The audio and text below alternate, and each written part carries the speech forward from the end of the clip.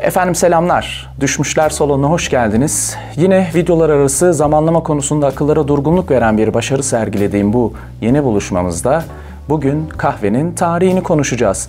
Efendim kahvenin keşfedilişi, önce İslam coğrafyası, ardından Avrupa ve sonra da tüm dünyaya yayılışının hikayesine şöyle kısaca bir göz atacağız. Ve sonra da kitap tavsiyesi köşesiyle birlikte kapanışa ulaşacağız. Umarım keyifli geçer. Tekrar hoş geldiniz. Buyurun birlikteyiz.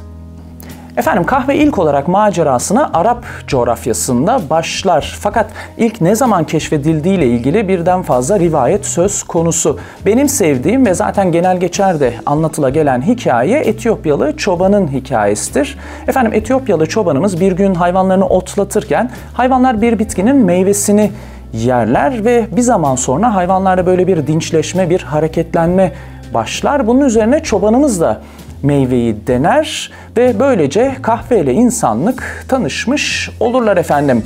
Fakat dediğim gibi asıl macerasına Arap Yarımadası'nda Yemen'de başlayacaktır. Efendim Yemen'de özellikle dini cemaatlerin dikkatini çeken bu içecek gece ibadetleri ve zikirlerinden önce içilerek o yarattığı dinçleşmeyle, ayıltmayla oldukça popüler bir içecek olur ki belli bir zamandan sonra da zaten İslamiyet'in şarabı olarak da nitelendirilir. Hatta kimileri tarafından da alkol yasağına karşılık Allah'ın gönderdiği bir hediye olarak da görülür efendim.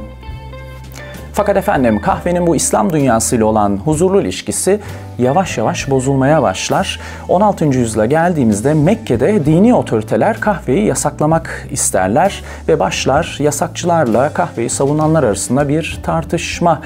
Efendim yasakçılar kahvenin İslamiyet'teki alkol yasağıyla aynı kategoride olduğunu iddia ederler. İşte o alkol yasağında sebep olarak gösterilen sarhoş olma durumu, insanın kendisini ya da işte bilincini kaybetme, yine kendisine ya da topluma zarar verme ihtimali kahvenin de etkileri için geçerlidir derler.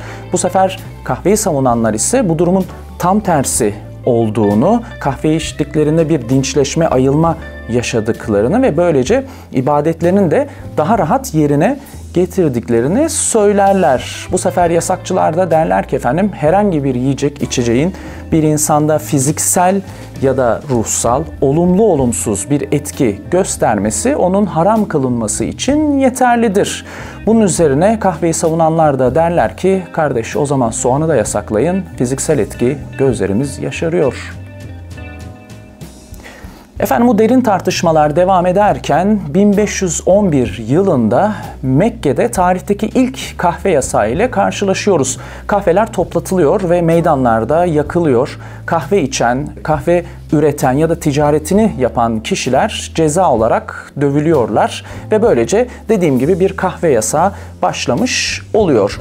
Fakat bu yasak çok uzun sürmüyor. Daha sonradan kısa bir zaman sonra daha yüksek dini otoriteler tarafından bu yasak kaldırılıyor. Ancak kahvehaneler üzerine süren yasak ise bir süre daha devam ediyor ki aslında başından beri konu kahvehaneler efendim. Kahvehaneler o dönem yönetici sınıf tarafından birazcık böyle tehlikeli mekanlar olarak görülüyor. İşte insanların burada bir araya gelmesi, işte siyaset konuşması, otoriteyi sorgulama ihtimali birazcık üst kattaki komşuları efendim tedirgin ediyor. Bunun dışında tabii o dönem kahvehaneler aynı zamanda satranç oynanan mekanlar ve ne yazık ki İslam dünyasında bu satranç oynanma durumuna pek hoş gözle bakılmıyor. Bu sebeple de dediğim gibi kahvehane yasağı bir süre daha devam etse de sonradan o yasak da tabii ki kaldırılıyor ve kahve ve kahvehaneler yollarına devam ediyorlar efendim.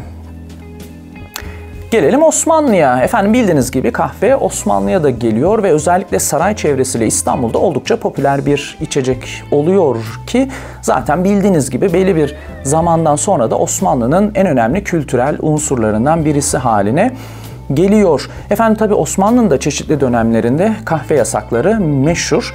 Sebepler ise çeşitli. İşte yeri gelmiş yangın çıkarıyor demişler. Yeri gelmiş Yine efendim işte güvenlik gerekçesiyle kahvehaneler yasaklanmış ya da esnaf Yeniçerilerle saray arasındaki çekişmelerde Yeniçerilerin kahvehaneleri payını almışlar bu yasaktan. Fakat genel olarak aslında temelde konu aynı. Kahvehanelerin efendim toplanma yerleri olması, burada siyaset konuşulması, otoriteyi sorgulama ihtimali kimi dönem sarayı rahatsız etmiş diyebiliriz. Fakat ne olursa olsun Osmanlı'da da efendim çeşitli dönemlerde kahve yasaklanmış olsa da bir şekilde kahve ve kahvehaneler bu yasaklardan kurtulmuş ve yollarına devam etmiştir diyebiliriz. Efendim isterseniz şimdi kahvenin İslam coğrafyası dışına yaptığı ikinci evliliğe, Avrupa'ya göçmen olarak gidip burada vatandaşlığı aldıktan sonra başından geçen maceralara şöyle bir göz atalım. Efendim kahvenin dolaylı yollardan da olsa uygarlık tarihinde katkı sunduğu dönüm noktaları arasında Fransız devrimini, aydınlanmayı, bilimsel devrimi ve yine sanayi devrimini sayabiliriz. Yani aslında modern dünyanın yaratımında kahve öyle ya da böyle bir şekilde etkili olmuştur efendim. Tabi aslında Avrupalı kahveyi daha önce duymuştur. Nasıl duymuşlardır? İşte bu İslam coğrafyasını ziyaret etmiş olan seyyahların seyahatnamelerinde okumuşlardır bu gizemli içeceği. Efendim siyah renkte, üzerine cehennem sıcağında su konulup o suyun soğuması beklenmeden kaynar sıcaklıkta tüketilen bu içecek o dönem Avrupalıya oldukça mistik, oldukça egzotik gelmiştir.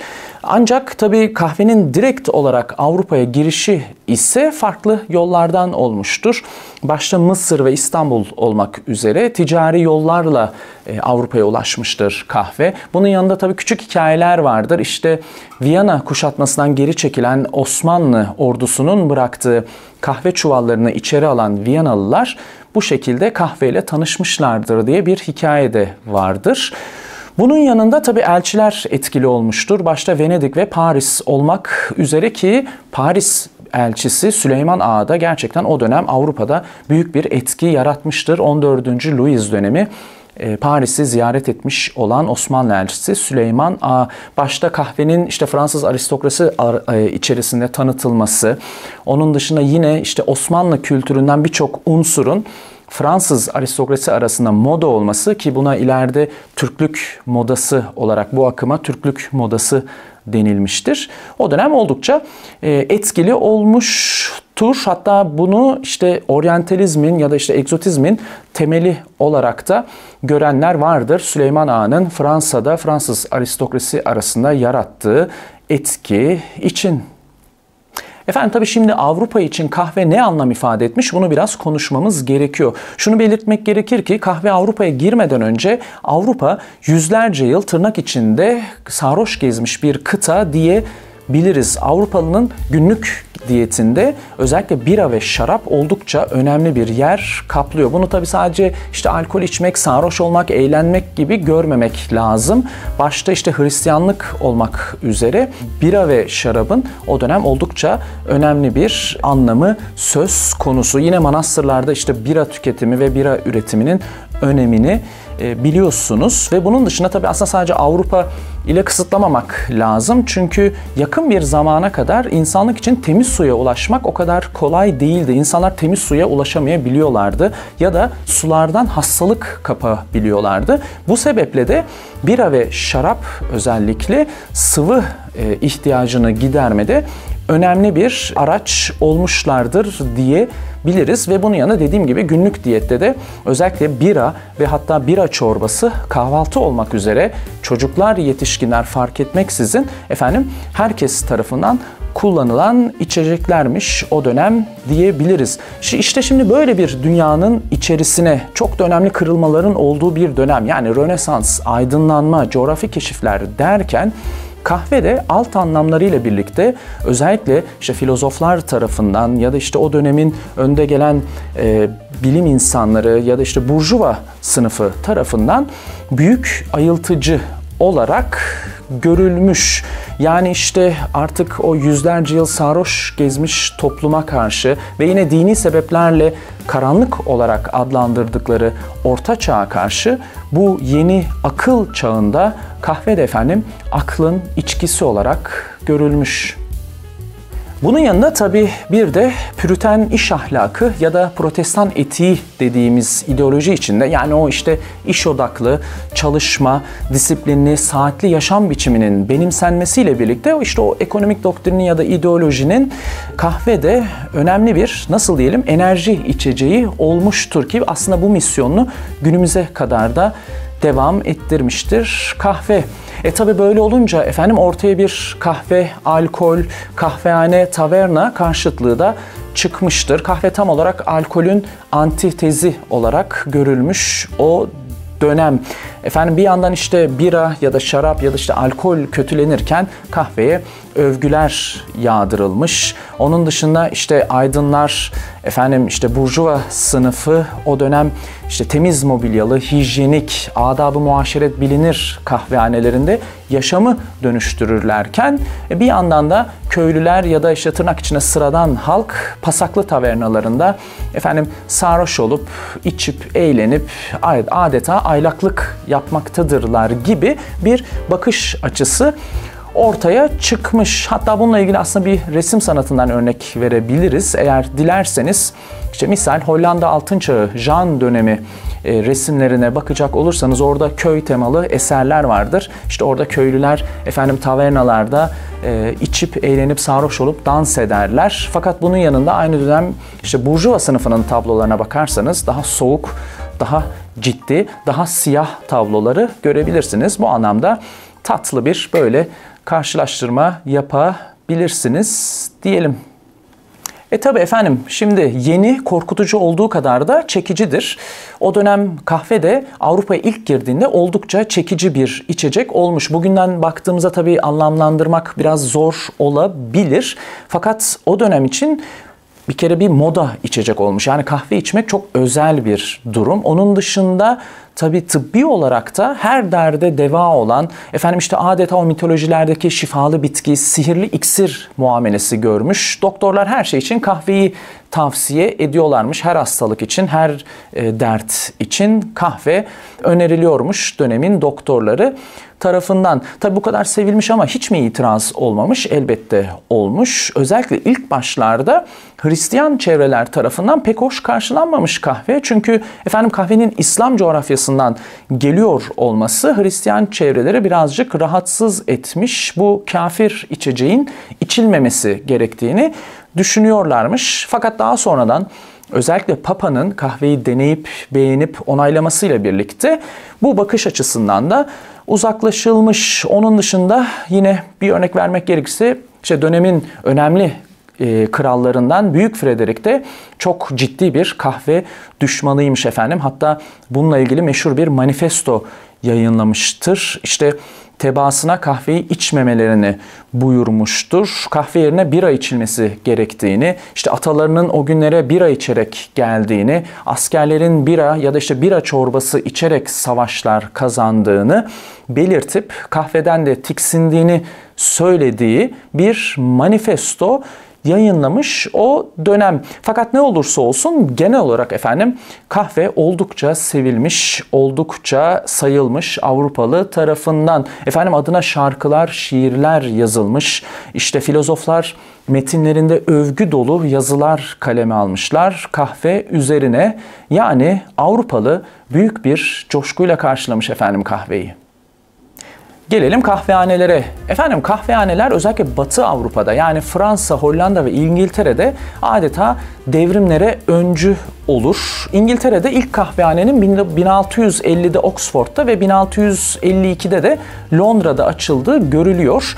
Ki Londra'da oldukça etkili oluyor kahvehaneler ki 18. yüzyıla girildiğinde artık Londra'daki kahvehane sayısının 3000'i geçtiğini görüyoruz. Şöyle bir kıyaslama yapmak gerekirse işte bira ve şarap içilen tavernaların aynı dönemde sayıları sadece 1000 civarında diyebiliriz ki zaten bir yerden sonra taverna sahipleri ve işte bira şarap ticareti yapan tüccarlar devlete çıkıyorlar bu kahvehanelerin yasaklanması için, fakat elbette başarılı olamıyorlar. Efendim konu açılmışken tabii o dönem kahvehanelerin yasaklanmasını isteyen birileri daha var. Kadınlar.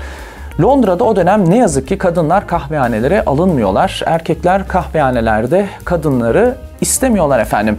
Kadınlar da buna tepki olarak kahvenin kısırlığa yol açtığıyla ilgili bir dedikodu çıkarıyorlar. İşte insanlığın bu kahve belası yüzünden sonunun geleceğini, soyumuzun tükeneceğini iddia ettikleri bildiriler yayınlamaya başlıyorlar. Fakat efendim ne yapsalar da ne etseler de bir türlü erkekleri kahvehanelerden çıkaramıyorlar ki şöyle de bir durum var aslında. O dönem bu kahvenin cinsel dürtüleri bastırdığıyla ilgili dedikodu erkekler tarafından biraz hoş karşılanıyor. Çünkü hani az önce dedik ya püriten iş ahlakı diye, işte o çalışma, iş odaklı, disiplinli yaşam biçiminde bu vahşi cinsel dürtülerin bir şey tarafından bastırılması o dönem erkekler tarafından hoş karşılanmış. Peki efendim, erkekler bu kahvehanelerde ne yapıyorlarmış? Bu kahvehanelerden neden çıkmıyorlarmış? Ne buluyorlarmış bu kahvehanelerde bu kadar? Dilerseniz biraz da ona bakalım. Efendim öncelikle şunu söylemek gerekiyor. O dönem kahvehaneler misyonu farklı olan mekanlar. Yani işte öyle sadece kahve içip boş vakit geçirmek için gidilen mekanlar değil. Buralar aynı zamanda kimi mesleklerin icra edildikleri iş yerleri diyebiliriz. Yani işte bankacılık olsun, borsa olsun, sigortacılık olsun birçok iş dalı o dönem kahvehaneler üzerinden yürütülüyormuş diyebiliriz. Hatta yani nasıl diyelim, işte bugün nasıl bir banka işiniz olduğunda şubeye gidiyorsunuz. İşte o dönemde efendim bankacılık işlemleriniz için bankacılık işlemlerinin yürütüldüğü kahvehanelere gidiyordunuz diyebiliriz. Hatta işte Londra borsasının bugün kökenlerine inecek olursanız dönemin meşhur kahvehane isimleriyle karşılaşabilirsiniz. Ya da yine işte İngiltere'nin büyük sigortacılık şirketlerinin de kökenlerinde yine dönemin önemli kahvehane isimlerini görebilirsiniz. Tabii İngiltere o dönem aynı zamanda bildiğiniz gibi deniz ticareti ve koloniler üzerinden de çok büyük bir ekonomi döndürüyor. Ve işte bu dünyanın da kendilerine ait kahvehaneleri söz konusu. Onların da ekonomisi yine bu kahvehaneler üzerinden yürütülüyor diyebiliriz. Tabii şimdi böyle olunca, yani kahvehaneler üzerinden ekonominin bu yoğun etkileşimi sayesinde bir zaman sonra aslında o dönem ekonominin merkezi olan, merkez şehri olan Amsterdam'dan bu bayrağı Londra alıyor ve bildiğiniz gibi çok yakın bir zamana kadar da bu unvanını sürdürüyor. Uzun yıllar dünyanın ekonomik merkezi oluyor diyebiliriz Londra için. Tabii sadece ekonomi, işte bankacılık, sigortacılık, borsa işlemleri değil, diğer birçok alanında kendilerine ait kahvehaneleri bulunuyormuş. İşte sanatçıların kahvehaneleri, bilim insanlarının kahvehaneleri, siyasetçilerin kahvehaneleri, ki buralara aynı zamanda amatör parlamentolarda deniliyormuş. Aslında kısaca sosyal, siyasi ve ticari yaşamın merkezi o dönem kahvehanelermiş diyebiliriz. Yani aslında bugünün internetine de benzetebiliriz o dönemin kahvehanelerini. Yani internet bizim için ne anlam ifade ediyorsa, internette neler yapıyorsak aslında aynı anlamda da o dönemin kahvehanelerini görebiliriz efendim. Efendim yine ufak böyle detay bilgiler vermek gerekirse o dönem kahvehanelerde ulaklar çalıştırılıyormuş. Ne sebeple? İşte ani bir ekonomik ya da siyasi haber olduğunda o haber hangi alanı etkileyecekse hemen o alanın kahvehanesine yetiştirilmesi için böyle kahvehanelerde ulaklar çalıştırılıyormuş. Yine ilginç bir bilgi, işte o dönem kimi dergi ve gazetelerde haberler kahvehane isimleriyle başlıklandırılıyormuş. Yani şöyle örneklendireyim. İşte bir gazeteyi aldınız efendim. İşte bankacılıkla ilgili bir haber okuyacaksınız. İşte o haber meşhur işte bankacılıkla ilgili bir kahvehanenin ismiyle başlıklandırılıyormuş. İşte sayfayı çevirdiniz, bir sanat haberi okuyacaksınız. İşte o sanat haberi de işte sanatçıların kahvehane ismiyle başlıklandırılıyormuş. Yani kahvehanelerin bu hayattaki yeri bu kadar olağanlaşmış diyebiliriz. Efendim tabii bilimsel devrim dedik. Gerçekten de bilimin çok önemli atakları o dönem aslında bu kahvehane etkileşimleriyle ortaya çıkmıştır diyebiliriz. Bir ufak tatlı örnek vermek gerekirse modern bilimin ana taşlarından birisi aslında bir kahvehane tartışmasından ortaya çıkmıştır. Efendim 3 yakın bilim insanı arkadaş bir gün müdavimi oldukları kahvehanede bir tartışmaya tutuluyorlar yer çekimi kuramı üzerine. Robert Hooke, Edmund Halley ve Christopher Wren. Ancak tartışma bir sonuç ortaya çıkarmıyor. Bunun üzerine Edmund Halley tartışmayı başka bir bilim insanına götürmeyi tercih ediyor. Isaac Newton ve zaten sonrasını biliyorsunuz efendim. Tabii bu bilim alanındaki etki için bir başka örnekte şunu söyleyebiliriz. Efendim bir zaman geliyor Oxford'da dersler kahvehanelere taşınıyor, sınıflar boşalıyor. Hatta işte bu sebeple Oxford yöneticileri oldukça şikayet etmeye başlıyorlar. Okullar boşaldı diye. Efendim işte şimdi tabii kahvehanelere taşınınca öyle herkes de içeri girip derslere katılabiliyor. Yani bir peniye kahve alıp derslere katılabildiğiniz için de o dönem bu mekanlara Penny Üniversiteleri ismi veriliyor. Hatta dönemin bir şarkısında da şöyle bir söz yer alıyor. Bu kadar büyük bir üniversite görmedim, bir peniye bilgin olabilirsin. Efendim zaman geçiyor, işler daha da karmaşık hale geliyor. Çünkü kahvehanelere alet edevatlar getirilmeye başlanıyor. İşte mikroskoplar, teleskoplar, prizmalar geliyor dersler için.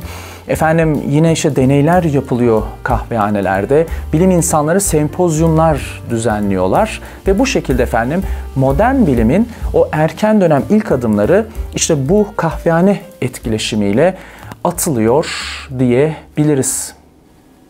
Biraz da Fransa'ya bakalım isterseniz. Efendim Fransa'da özellikle aydınlanmacı filozoflar ve devrimciler arasında oldukça önemli bir yer kaplıyor kahve ve kahvehaneler. Hani az önce dedik ya İslamiyet'te dini cemaatlerin adeta dopingi olmuştur diye. İşte Fransa'da da aydınlanmanın ve aydınlanmacı filozofların dopingi oluyor diyebiliriz kahve için.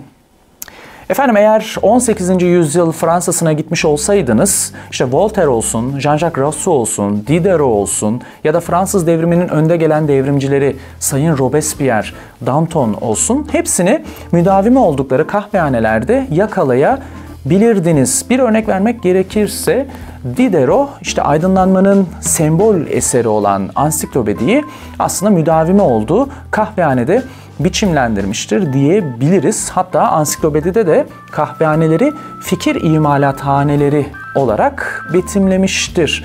Yine kendisi Jean-Jacques Rousseau'yla o dönem çok meşhur satranç oynanan bir kahvehane var. Orada bol bol satranç maçlarına çıkarmış diyebiliriz efendim. Tabii Fransa'da şöyle bir durum var. İngiltere'den farklı olarak kahvehanelere herkes girebiliyor. Yani öyle kadınlar giremez gibi bir durum söz konusu değil. Bir zaman sonra da buralar aslında yiyip içip halkın sırtına basarak yaşayan o saray çevresi ve aristokrasi sınıfına karşı halkın bir araya geldiği, tartışmalar yürüttüğü, örgütlendiği mekanlara dönüşüyor. Hatta bu sebeple de saray tarafından yoğun bir baskı da başlıyor kahvehanelere karşı. Zaten o dönem işte habere, gazeteye, dergiye ulaşmakta büyük bir zorluk söz konusu. Büyük bir sansür ve karartma durumu var. Bunun yanında işte kahvehanelerde bu sebeple alternatif bir medya kültürü ortaya çıkıyor diyebiliriz. Yani bu anlamda aslında bugünün sosyal medyasına da benzetebiliriz. Hani az önce internete benzetmiştik ya, işte böylece sosyal medyamızda doğmuştur diyebiliriz. Fransa'da kahvehanelerin bu muhalif yerler olması sebebiyle işte elden ele gezen notlar, imalı şiirler, işte haberlerin orada kulaktan kulağa yayılmasıyla dediğim gibi bu şekilde alternatif bir medya kültürü doğmuştur Fransa'da kahvehaneler üzerinden. Ve efendim vergiler altında daha da ezilmiş olan halk öfkeli bir şekilde kahvehanelerin olduğu bölgede toplandığı bir gün ne yaparız, ne ederiz, bu düzeni nasıl değiştiririz diye tartıştıkları bir gün. O meşhur günün 2 gün öncesi 12 Temmuz 1789'da Café de Foy'da dönemin önde gelen isimlerinden Camille Desmoulins bir masanın üzerine çıkar ve o meşhur konuşmasına başlar. Haydi yurttaşlar, silah başına. Ve efendim bu konuşma uygarlık tarihinde çok büyük olaylara etki edecek olan bir yangının da kıvılcımı olur. Fransız devrimi. İşte efendim kahve ve kahvehanelerin Fransa'daki etkisi de özetle bu şekildeydi diyebiliriz. Peki bu kahve dünyaya nasıl yayıldı efendim? Yani işte bugün içtiğimiz bu Brezilya'ydı, Peru'ydu, Kolombiya'ydı. Bu kahvelerin kökeni nedir? İşte bu kahvelerin tamamının kökeni aslında o ilk Arap coğrafyasından gelmiş olan kahvelerin torunlarıdır diyebiliriz. Efendim Avrupalılar bakıyorlar ki bir süre sonra bu kahve öyle gelip geçici bir heves değil. Belli ki kültüre oturacak. O zaman diyorlar bunu sürekli böyle Araplardan ithal edemeyiz. Bunu yetiştirmemiz lazım. O dönem şimdi şöyle bir durum var. Araplar kahveyi kavrulmuş olarak sunuyorlar Avrupalılara ve kahvenin bitkisine ulaşmalarını engellemeye çalışıyorlar. İşte kahve yetiştirdikleri yerleri ellerinden geldiğince koruma altında tutuyorlar.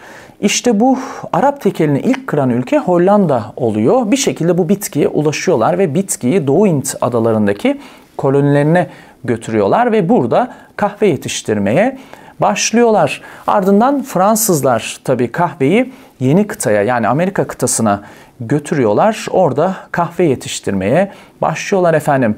Hatta işte bu kahveyi Fransızlar adına ilk götüren Gabriel de Clus isimli vatandaşın da o dönem başından geçen maceralar oldukça popüler olmuş, dilden dile anlatılmış. Özetle şöyle efendim, şimdi Hollandalılar bir kahve bitkisini Fransız sarayına hediye ediyorlar. Bu bitki Fransız işte Kraliyet Botanik Bahçesi'nde yetiştiriliyor. Gabriel de Clus bir şekilde buradan bir fide oluşturuyor kendisine ve gemiye atlayıp yeni kıtaya gidiyor yetiştiriciliğe başlamak için. Fakat efendim denizde o kadar çok başına macera geliyor ki işte fırtınaya yakalanıyorlar, işte deniz suyundan bitkiyi korumaya çalışıyor, korsanlara yakalanıyorlar, bitkiyi birisi çalmaya çalışıyor. Yine tabii bu deniz yolculuklarının efendim herkesin kendi stoğu söz konusu. Yani yiyecek içecek olarak herkesin kendi stoğu var. Yeri geliyor kendi suyundan feragat edip bitkiyi besliyor ve bir şekilde en sonunda bitkiyi, kahveyi yeni kıtaya ulaştırıyor efendim. Ve döndüğünde de dediğim gibi bu maceraları insanlara anlatılıyor. Tabii kimileri tarafından çok abartılı bulunuyor. Fakat o dönem başından geçen bu maceralar epey bir popüler olmuş o dönem Avrupa'da. Peki İngilizler ne yapıyor? Biraz da ona bakalım. Efendim İngilizler kahve yetiştirmek yerine başka bir bitkiden elde ettikleri bir içeceği kültüre sokup bunun baş taciri oluyorlar. Hatta bundan çok da büyük bir ekonomi elde ediyorlar. O içeceği biliyorsunuz çay. Ve yani İngiltere'de efendim o meşhur kahve sevdasının yerini yavaş yavaş çay alıyor diyelim. Artık burada sonlandıralım ve kitap tavsiyesi köşesine geçip ardından da sizi rahat bırakalım artık. Efendim bugün kitap tavsiyesi köşesinin seçkisini az önce anlattıklarıma birer kaynakça oluşturacak şekilde düzenledim.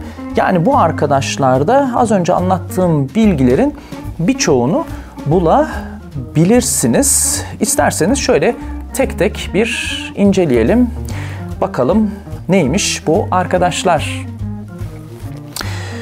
Evet, çok sevdiğim müthiş bir çalışma. Keyif verici maddelerin tarihi. Efendim yazarımız Wolfgang Schiefelbusch bu kitapta işte çikolata, kahve, bira, tütün olmak üzere işte bu tip maddeler üzerinden özellikle bunların 17. yüzyıl sonrası Burjuva toplumundaki yerini irdelemiş. Yani çok güzel pencerelerden ele alınmış, bol görsellerle süslü, epey de aydınlatıcı bir çalışmadır. Zaten kendi alanında da bir klasiktir bu kitap ve sizlere de tavsiyedir efendim, edininiz. Evet, gelelim ikinci kitabımıza. Tom Stanley için 6 Bardakta Dünya Tarihi başlıklı kitabı. Efendim adı üzerinde 6 içecek üzerinden insanlık tarihi ele alınmış. Nedir bu içecekler? İşte kahve, bira, şarap, damıtık içkiler, çay ve kola. Efendim işte bu içecekler nasıl hayatımıza girdi? İnsanlık tarihini nasıl etkilediler? Nelere sebep oldular?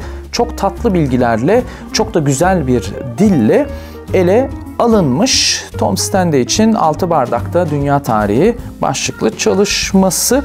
Bu da aslında alanında artık bir klasiktir, oldukça popüler bir kitaptır diyebiliriz ve yine sizlere de tavsiyedir efendim. Bu kitabı bence edinin ve mutlaka da okuyun. Ve son olarak da lezzetli Fransa tarihine bir göz atacağız. Alt başlığı devrim, savaş ve aydınlanma üzerine gastronomi hikayeleri. Şöyle göstereyim. Efendim aslında ben bu kitabı başka bir başlıkta gastronomi üzerine bir video da düşünüyorum ileride. Orada ele alacaktım. Fakat bugün işte kahve üzerine olan bölümlerinden faydalandığım için kendisini önden konuk etmiş oldum. Yazarlarımız bu kitapta efendim yiyecek içeceklerle birlikte antik dönemden günümüze Fransa tarihini ele almışlar. Adı üstünde çok lezzetli bir kitap. Çok güzel başlıklarla, çok güzel detaylarla Fransa tarihi gastronomi üzerinden ele alınmıştır diyebiliriz. Ve efendim son tavsiyemizde lezzetli Fransa tarihidir diyoruz ve artık kapanışa geçiyoruz. Efendim kahvenin hikayesi özetle bu şekildeydi diyebiliriz. Sürçülisan ettiysek affola. Eğer bu dakikaya kadar ulaşıp videoyu beğendiyseniz ne mutlu bana, çok teşekkür ediyorum. Fakat buraya kadar ulaşıp eğer beğenmediyseniz de sabrettiğiniz için çok teşekkür ediyorum. Ve bildiğiniz gibi hepinize mutlu günler diliyorum efendim. Görüşeceğiz. Bay bay.